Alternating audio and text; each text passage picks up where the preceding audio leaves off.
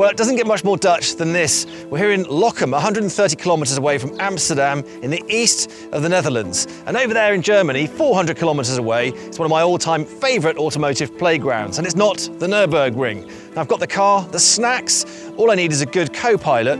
And fortunately, I know just the guy. This is Danilo, NIO's chief engineer, and it's his job to make sure this car puts a smile on people's faces. I'm already smiling, so I'm really looking forward to this. Danilo, are you ready to rock? Yeah, sure. Let's do this.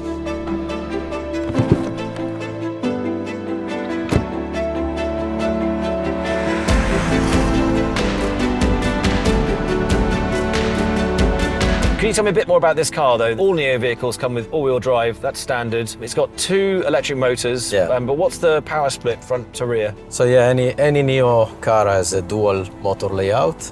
In this car we have 210 kilowatt in the rear and 150 kilowatt in the front. And the overall torque, which is the most fun part, is 7,000 Newton meter at the wheels. So all that tech is fantastic, but there's one thing I'm really excited about with this car, because the way it charges is unlike any other electric car in the world, isn't it? Yeah, we have something very special there and you're gonna like it. Okay, looking forward to it.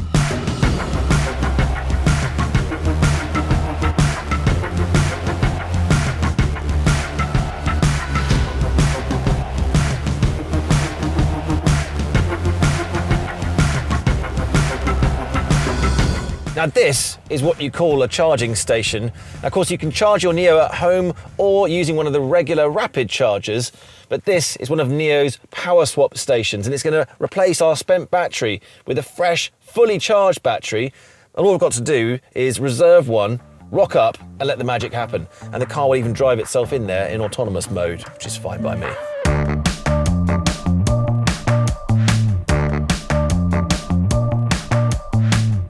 So we're being aligned, and then the machinery inspects the floor, checks the battery as well, the one that's coming off, before it goes underneath. Oh, and we're off. The robots are removing our battery and replacing it with a new one using laser-guided bolts. It's like something from a Transformers movie. Yeah, indeed. It's really cool. How long is this going to take? Well, the whole process will take 5 minutes, which obviously is way faster than plugging and charging. And yeah, it's time for a coffee, no? Barely time for a coffee. And the great thing is you don't have to get out of the car, haven't got to get your hands dirty at a fuel pump, so it's pretty clean and easy. Down we go. Now we have the new battery in, the system will need to reboot. Yep. And as soon as ready, we will have the green light, and off we go. So, Danilo, how many of these swap stations are there? We have nearly 1,500, and we are adding week by week. And the good part of it, of this network, if we can actually have the opportunity to upgrade your battery. Okay, so you could come in here and drive out with a bigger capacity battery than what you came in with. Exactly, is what happened now. Basically, we came in with the 75 kilowatt hour. We will go out with the 100 kilowatt hour. Soon we will release the 150 kilowatt hour in China and later on in Europe for a very long range. So if you translate that into combustion terms, we're basically driving out of here with a bigger capacity fuel tank. With the EV, the more energy your battery can hold, the longer your range. So what range have we got now? So with 100 kilowatt hour battery, we can go up to 560 kilometer in WLTP. Yeah, green light, awesome. Oh yeah? So we're off. So 560, that's enough to go from London to Paris and do a few laps of Paris. Well, it depends how you drive. What do you mean? Yeah.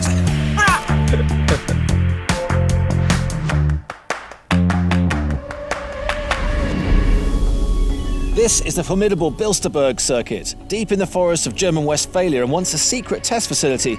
This 4.2-kilometre roller coaster of a racetrack designed by Hermann Tilke is the perfect place to let the ET5 Touring off the leash.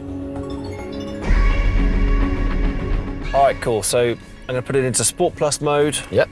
And so with the 2 electric motors, we've got the equivalent of 480 brake horsepower that's going to send us down the track to 100 kilometres an hour in 4 seconds. That's like supercar speeds. I really guess you can beat that time. You think? You better hang on then. All right, here we go. 3, 2, 1. Wow! It's like spaceship acceleration. The first thing I noticed at the first corner was the really good rotation. I'm guessing that that's partly coming because you've got 50-50 weight distribution, so you equal amount of weight on the front axle, equal weight on the rear, and that means you can manipulate the car in with the steering. The centre of gravity is very, very low. You've got the battery packs right in the floor there. You don't notice any sudden weight transfers. It's all very predictable, and the car feels planted. You can anticipate what's happening. Good weight distribution, very low center of gravity. Also the wide tracks will help to the stability of the car. Yeah. And also it's a very high rollover resistance coefficient, so you can maybe dare a little bit more in driving. Oh, can I? I mean, That sounds like a challenge if ever I heard one. This corner's something else. I love that instant hit you get. The torque just goes straight through the motors into the back wheels. You can feel it squat with the front also pulling us through the corner. And you also have 5-link suspension on the front and the rear, which is actually unusual in a car in this class. That's quite sophisticated, advanced engineering, and means that the suspension can absorb forces in multiple directions. It also tends to smooth out the ride and handling. I mean, that's quite impressive.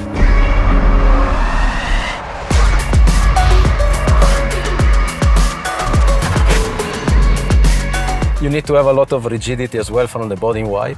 We've been using hybrid materials between steel for the cabin area where you don't want any deformation also in case of a crash.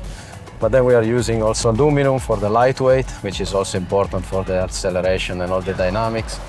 And then we use the mega casting, especially in the rear, which give us a very rigid rear end. So also in the weight transfers, as you mentioned before. Because effectively the chassis twists, so it's great to have a car like this with a high grip level, but the chassis has to take that load, and there is an element of twist, and you want that because it helps the weight transfer, but you don't want too much. So that's why you're building in the hybrid components. Yeah, exactly.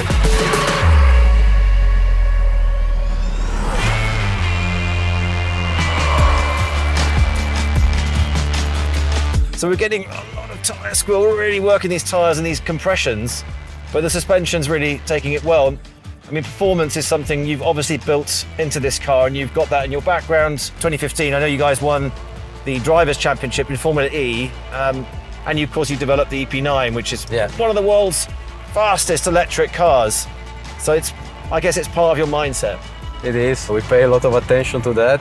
We're very happy to beat the Nürburgring record back in 2017 with the EP9, and then the EP9 became also a development tool, if you want, because we were also using it on autonomous drive development.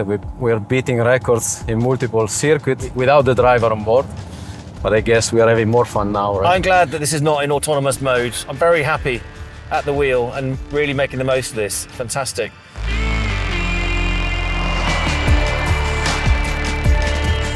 I mean, we're in Sport Plus, which is the most, if you like, aggressive performance mode, but there's 9 modes, is that right, in total, so you can vary it? You can go from Eco Plus, which of course is useful when you are on low distance and you want to take care of your range, all the way to Sport Plus, and in between we have modes for special events like sand, snow, mud, and so to give as much assist, as much personalization as possible to our users. So it's versatile. Yeah, it is. It's really fun. I mean, there's a lot of energy here in the track, and I've also noticed that you can really hit the brakes, and the stopping power is really aggressive, which is great on this track because there's a lot of point to squirt. Yeah, it is. We have developed in that in-house in the front caliper, 4-piston, single cast aluminum, just to control the weight as much as we can. Total stopping distance is below 34 meters. Which is extremely short. Which is a supercar performance, I would say.